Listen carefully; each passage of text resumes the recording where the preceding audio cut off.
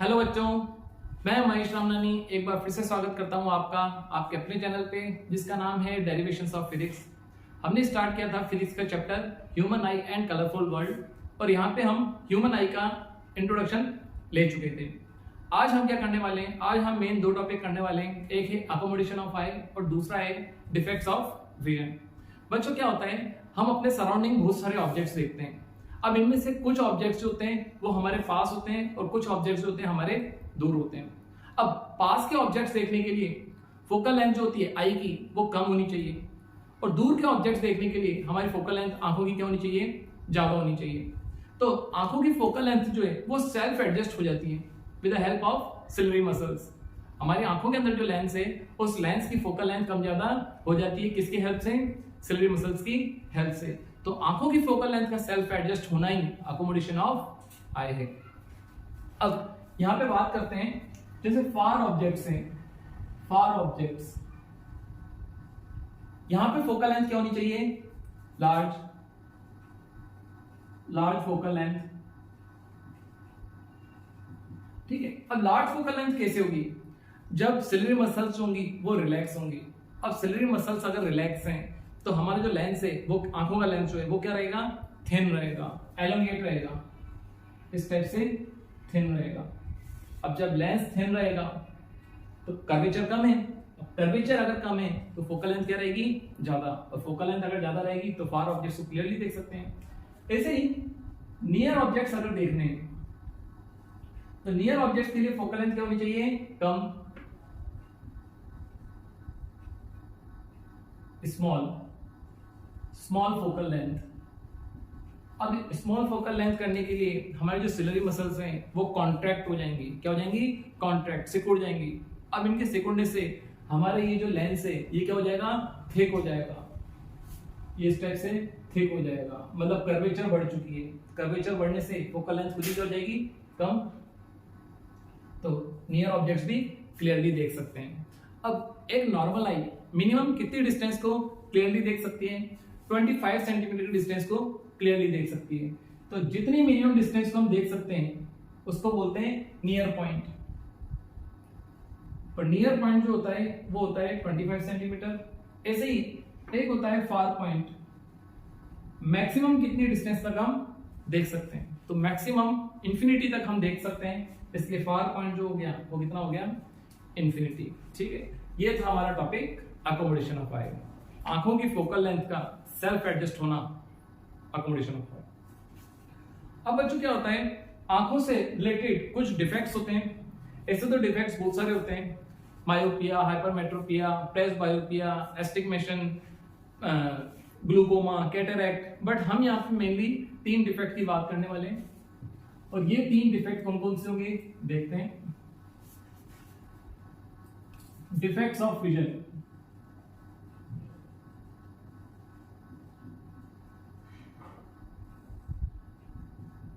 Myopia, hypermetropia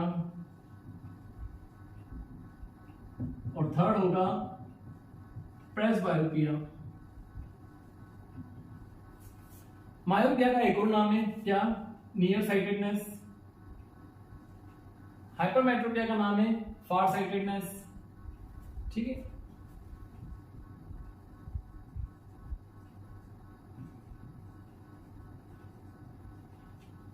myopia और near sightedness, hypermetropia, फार sightedness और एक हो गया presbyopia.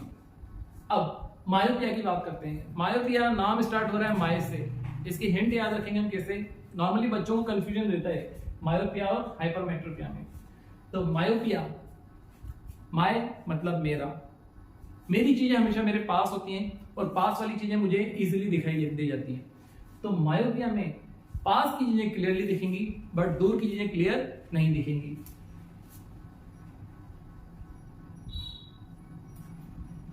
Near objects visible clear.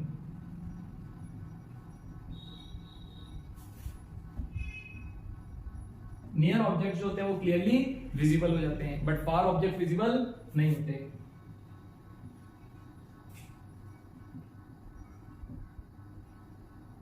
Clearly. क्यों होता है बच्चों? फार ऑब्जेक्ट्स को देखने के लिए आंखों की फोकल लेंथ क्या होनी चाहिए?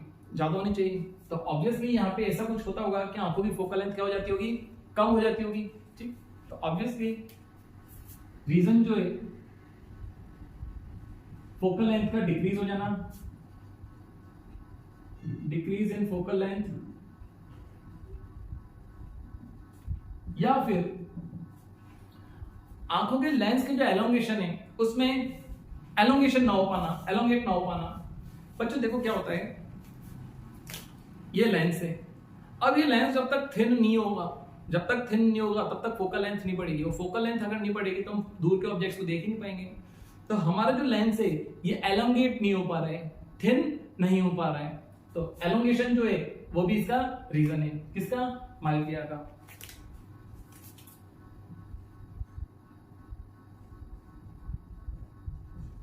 तो ये इसके क्या हो गए? दो रीजन हो गए मायोपिया के।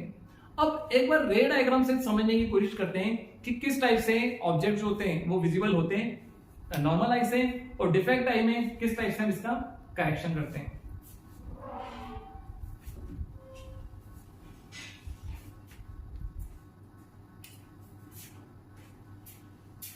ये हो गई नॉर्मल आई। अब नॉर्मल आई क्या होती है? ये नॉर्मल आई, नॉर्मल आई इंफिनिटी डिस्टेंस को क्लियरली देख सकती है। ठीक है, तो इंफिनिटी एक ऑब्जेक्ट है जो कि बहुत ज्यादा दूर है। यहां से जब लाइट वेव्स आती हैं तो एक्चुअल में कहां पे आके ज्वाइन करती हैं? रेटिना पे आके ज्वाइन करती हैं, और रेटिना पे आके अगर ज्वाइन करती हैं तो यहाँ पे क्या बन जाती है? एक इमेज बन जाती है। तो ये कौन सी आई हो गई? नॉर्मल आई। अब यहाँ पे डिफेक्टेड आई कैसी होगी? तो डिफेक्टेड आई में होता क्या है, ये जो फार पॉइंट है ये थोड़ा पहले शिफ्ट हो जाता है। नॉर्मली हम ऐसे तो इंफिनिटी तक देख सकते हैं, बट जो फार पॉइंट है वो इंफिनिटी से पहले शिफ्ट हो जाता है।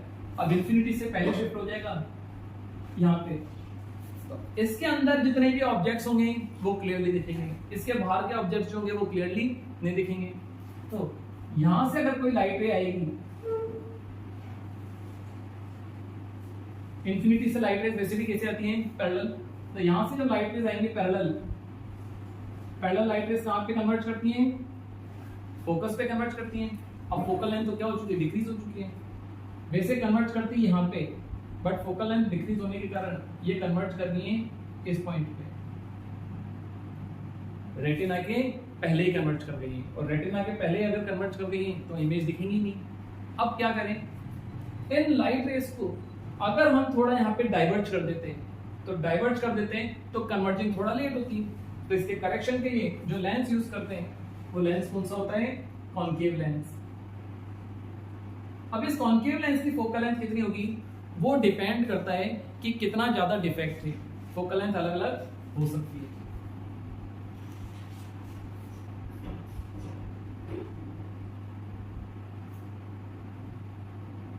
जब लाइट रेज आएंगे ऑब्जेक्ट से, ऐसे ऑब्जेक्ट से जो कि फार पॉइंट से दूर है, डिफेक्ट आ चुका है तो फार पॉइंट तो पास आ चुका है, ये सपोज करो फार पॉइंट पे, और ऑब्जेक्ट जो है यहाँ पे, ऑब्जेक्ट यहाँ पे, तो आउट ऑफ रेंज पहुंच गया ना। अब इसकी इमेज अगर देखनी है तो हम क्या करें? तो हम एक कॉन्केव लेंस लगाएंगे। यहाँ से जब लाइट रेज आएंगी पैरेलल, तो लेंस पे आने के बाद थोड़ी क्या हो जाएंगी? डाइवर्ज हो जाएंगी। अब जब ये कन्वर्ज होंगी तो एज इट इज रेटिना पे आके क्या हो जाएंगी? कन्वर्ज, और रेटिना पे हमारा क्या बन जाएगा? इमेज। इस टाइप से कॉन्केव लेंस का यूज करके इस डिफेक्टेड आई को करेक्ट कर सकते हैं। ये था हमारा क्या? मायोपिया। सेकंड है hypermetropia.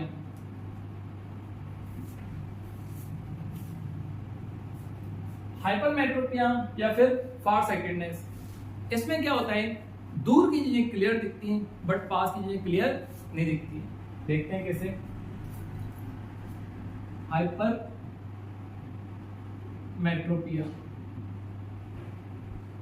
Far objects clearly visible होंगे, नियर ऑब्जेक्ट्स क्लियरली विजिबल नहीं होंगे। Far objects visible clearly, near objects can not. इसका मतलब क्या हुआ? इसका मतलब तो यही हुआ कि हमारी आंखों की फोकल लेंथ जो है वो थोड़ी बढ़ गई होगी। नियर ऑब्जेक्ट्स को अगर देखना है तो फोकल लेंथ आंखों की क्या होनी चाहिए? कम। बट नियर ऑब्जेक्ट्स नहीं देख पा रहे हैं, इसका मतलब आंखों की फोकल लेंथ क्या हो गई होगी? बढ़ गई होगी। या फिर आंखों का ये लेंस, आंखों का ये जो आई बॉल है, ये आई बॉल क्या हो गया होगा? छोटा। तो इसके दो रीजन है। Reason increase in focal length, और दूसरा रीजन क्या हो गया? Eye ball become small. अब हाइपरमेट्रोपिया को रे डायग्राम से एक बार देखने की कोशिश करते हैं कि क्यों ये डिफेक्ट आता है। हाइपरमेट्रोपिया में जो नियर पॉइंट होता है 25 सेंटीमीटर, वो 25 सेंटीमीटर ना लेकर के थोड़ा दूर शिफ्ट हो जाता है। ठीक है, इसको हटा रहा हूं। ये हो गई नॉर्मल आई। नॉर्मल आई का नियर पॉइंट जो होता है वो 25 सेंटीमीटर पे होता है। तो 25 सेंटीमीटर पे जो ऑब्जेक्ट होगा, 25 सेंटीमीटर पे जो ऑब्जेक्ट होगा उसकी लाइट रेज एक्चुअल में कहां पे आके ज्वाइन करेंगी? रेटिना पे। और रेटिना पे अगर ज्वाइन करेंगी तो इमेज हमारी कहां पे फॉर्म होगी? रेटिना पे। बट डिफेक्टेड आई में क्या होता है, जो नियर पॉइंट होता है वो नियर पॉइंट थोड़ा दूर शिफ्ट हो चुका है। नियर पॉइंट शिफ्ट हो चुका है यहां पे, बट ऑब्जेक्ट तो हमारे यहां पे रखा हुआ है। अब क्या करेंगे, यहां से जब लाइट रेज आएंगी तो वो कन्वर्ट्स तो होंगी, लेकिन कन्वर्ट्स थोड़ा लेट होगी। कन्वर्ट्स रेटिना के पीछे जाके होगी। अब कन्वर्ट्स रेटिना के पीछे जाके होगी तो इमेज तो बनेगी नहीं।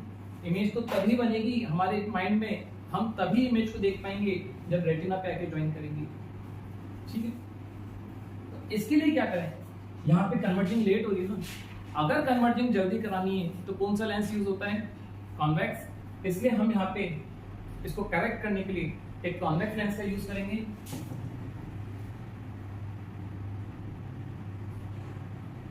अब इस कॉन्वेक्स लेंस की फोकल लेंथ भी डिपेंड करेगा कि डिफेक्ट कितना ज्यादा है। यहां से जब इस टाइप से लाइट रेज आएंगी तो थोड़ी कन्वर्जिंग यहीं पे हो जाएगी, और जो बची हुई कन्वर्जिंग है वो हमारी आंखों का लेंस कर देगा। इमेज एग्जैक्ट कहां पे बनेगी? रेटिना पे।